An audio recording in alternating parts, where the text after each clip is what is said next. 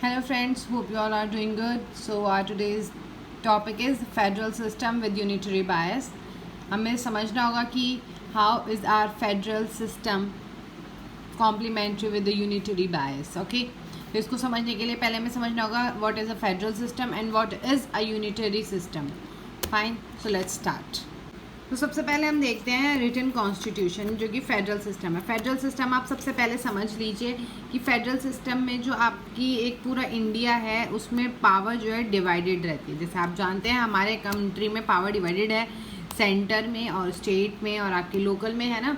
तो यही होता है डिवीज़न ऑफ पावर, और जहाँ पे डिवीज़न ऑफ पावर होता है वहीं पे फेडरल गवर्नमेंट होती है. ओके, तो आपको क्या लगता है इंडिया में फेडरल गवर्नमेंट है या नहीं? चलिए इस पूरे को पढ़ने के बाद बताइएगा. सबसे पहले हम देखते हैं रिटन कॉन्स्टिट्यूशन. हम सब जानते हैं हमारा कॉन्स्टिट्यूशन रिटन है. तो इसको क्यों इम्पोर्टेंट बोला गया फेडरलिज्म के लिए? क्योंकि अब कोई भी डिस्प्यूट होता है कल सेंटर और स्टेट के बीच में तो उसको सॉल्व किया जाएगा रिटन से. और written is something that is also rigid. ठीक है, रिजिड कॉन्स्टिट्यूशन तो रिजिड है. तो प्रोविज़न जो है आपके वो आप बहुत ही आराम से अमेंड नहीं कर सकते.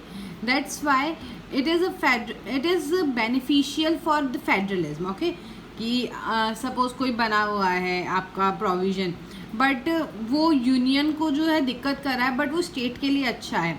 पर हमारा कॉन्स्टिट्यूशन रिटन है और रिजिड है, उस वजह से क्या होगा, जो हमारा सेंटर है ना वो इतनी आराम से नहीं हटा पाएगा उसको, और उसको उस दिक्कत में रहना होगा जो कि बल्कि स्टेट के लिए अच्छा है. फिर आता है स्पेशल जुडिशरी. तो हमें पता है कि हमारा फेडरल कोर्ट होता है जिसको सुप्रीम कोर्ट कहा गया है, या आपके हाई कोर्ट हैं, या आपका डिस्ट्रिक्ट कोर्ट है. तो आपका जुडिशरी में भी डिवीज़न है. यूँ नहीं कि सिर्फ एक ही जुडिशरी है, मतलब एक ही कोर्ट है, नहीं. आपका सिर्फ एपेक्स कोर्ट नहीं है, आपका हाई कोर्ट भी है, आपके डिस्ट्रिक्ट कोर्ट भी हैं. तो आपका special judiciary is important for federal government. फिर है division of power. Division of power हम समझ चुके हैं कौन कौन सी, आपका सेंटर, स्टेट और लोकल. आपने सुना होगा यूनियन लिस्ट, स्टेट लिस्ट और कॉन्करेंट लिस्ट. मैं लिख देती हूँ. एक होता है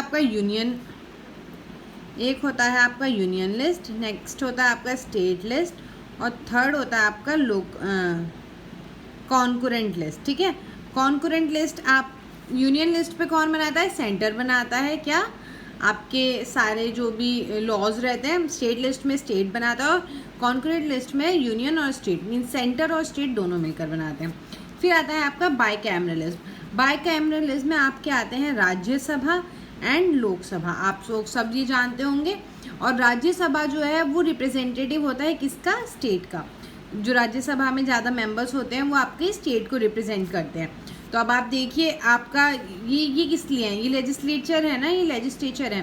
तो लॉ बनाने में भी किसका? स्टेट का आप डिस्ट्रीब्यूशन ले रहे हैं. ओके, तो इसलिए ये एक और फीचर है फेडरल सिस्टम का. फिर है सुपरमेसी ऑफ कॉन्स्टिट्यूशन. कॉन्स्टिट्यूशन हम जानते हैं हमारे इंडिया में सबसे सुप्रीम किसे माना जाता है? कॉन्स्टिट्यूशन को. और हर एक चीज़ अकॉर्डिंग टू कॉन्स्टिट्यूशन की जाती है. तो वही चीज़ है, इसी वजह से इसको फेडरल सिस्टम में इम्पॉर्टेंट माना गया है, क्योंकि कॉन्स्टिट्यूशन ही माना है. ये दो जो हमने पॉइंट शुरू में पढ़े थे. अब बात आती है आपके यूनिटरी फीचर्स की. तो हम जानते हैं हमारे कंट्री सिंगल सिटीजनशिप प्रोवाइड करती है. हमारे कंट्री में यूँ नहीं होता कि आप इंडिया के सिटीज़न हो, हम ये भी मान रहे हैं, और आप यूएसए के भी सिटीजनशिप ले रखे हम वो भी मान रहे हैं. ये चीज़ नहीं होती है. ओके, बल्कि जो कंट्री है जैसे आपका अमेरिका ही ले लो, वहाँ पे ड्यूअल सिटीजनशिप प्रेजेंट है, बट हमारे इंडिया में सिर्फ सिंगल सिटीजनशिप का प्रावधान है. जिसके बेसिस पे क्या होता है कि एक इंसान है तो वो यहीं का होगा या तो बाहर का होगा. तो उसकी वजह से क्या होगा, सेंटर के पास थोड़ी पावर ज़्यादा आ जाएगी. ओके, मतलब सेंटर ही तो आपका फॉरेन से रिलेटेड जो आपके टॉपिक्स रहते हैं उन पे काम करता है ना. नेक्स्ट आता है फ्लेक्सिबिलिटी ऑफ कॉन्स्टिट्यूशन. अमेंडिंग, ये जो है जो आपका पार्लियामेंट है उसके पास ही तो पावर होती है ना सारी, तो उसके पास पावर है कि वो अमेंड भी कर सकता है, but with the consent of course. Okay, फिर है inequality of representation of upper house. अब हमने देखा था कि दो हाउस है, राज्यसभा और लोकसभा. तो अब हमें ये भी पता था कि राज्यसभा कौन सा है? स्टेट रिप्रेजेंटेटिव होते हैं जिसमें, बट यहाँ क्या है, इनइक्वलिटी बताई रिप्रेजेंटेशन की अपर हाउस में. ओके, फिर है पोजीशन ऑफ ड्यूटी. यूटी होते हैं आपकी यूनियन टेरिटरीज। हम जानते हैं कि स्टेट्स के पास अपनी अपनी गवर्नमेंट होती है और वो गवर्नमेंट ही स्टेट के लिए आपका क्या बनाते हैं, लॉ। बट जो यूनियन टेरिटरीज हैं ये डायरेक्ट कंट्रोल में होते हैं किसके, यूनियन के, मीन सेंटर के। ओके, तो इनको कुछ ऐसे स्पेशल ट्रीटमेंट नहीं मिल रहा है, ये तो भाई जैसा सेंटर चलाना चाह रही है वैसे चल रही हैं। तो यहाँ पे क्या दिखाया गया है कि यूनिटरी मीन सेंटर के पास पावर है। नेक्स्ट आता है आपका स्ट्रॉन्ग सेंटर। तो हमारा सेंट्रल पावर जो है वो बहुत स्ट्रॉन्ग है, और ऐसी चीज़ें हमें आर्टिकल 278 और आर्टिकल भी हैं जिनमें अगर आप जिनको पढ़ोगे तो आपको समझ में आएगा कि हाँ हमारा centre is more powerful than state. Okay, और ये आप चीज़ जानते भी हो। ओके, नेक्स्ट है प्रोविजन रिगार्डिंग स्टेट कॉन्स्टिट्यूशन।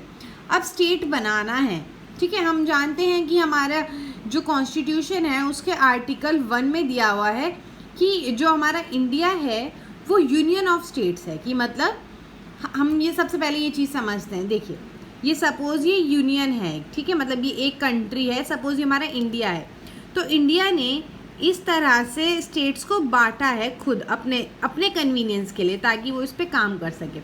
तो यूनियन ने स्टेट्स को बांटा है। ओके, तो दिस इज़, और इन सबको मिला के क्या बना है, हमारा इंडिया बना है। तो इसलिए क्या गया है कि इंडिया जो है वो यूनियन ऑफ स्टेट्स है। बट आप जानते हैं कि अमेरिका में क्या है, America is USA, that is United states of America. उसमें क्या हुआ है, जो छोटी छोटी स्टेट्स हैं कई सारी, उन्होंने आके अमेरिका से बोला कि make us a part of your union. ठीक है, जो छोटी छोटी स्टेट्स थी उन्होंने मिल के एक यूनियन बनाया है। तो यहाँ पे क्या था, हमारा यूनियन ने स्टेट बनाई और अमेरिका में स्टेट ने यूनियन बनाई है। ओके, फिर है रीडिस्ट्रीब्यूशन ऑफ स्टेट बाउंड्रीज। अब जब यूनियन ने स्टेट्स बनाई हैं तो वो ऐसे, देखो यहाँ पे दिख रहा है ये छोटा है, ये सबसे बड़ा है ना, तो इसका रीडिस्ट्रीब्यूशन भी कर सकते हैं। इसका एग्जांपल है हमारे जैसे स्टेट्स हैं उनको बांट दिया जाता है। पहले यूपी और उत्तराखंड एक थे, बट उनको तोड़ दिया गया और यूपी अलग और उत्तराखंड अलग कर दिया गया। तो ये सब पावर जो है स्टेट बनाने की, इसके स्टेट को अल्टर करने की, उसका नाम बदलने की, ये सब पावर किसके पास है, आपकी सेंटर के पास। तो दैट इज़ वाई हमारा जो फेडरल सिस्टम तो है कंट्री में, but with unitary bias. I hope आपको समझ में आया होगा। Thank you for watching this, and if you like this, please like, share and subscribe to my channel.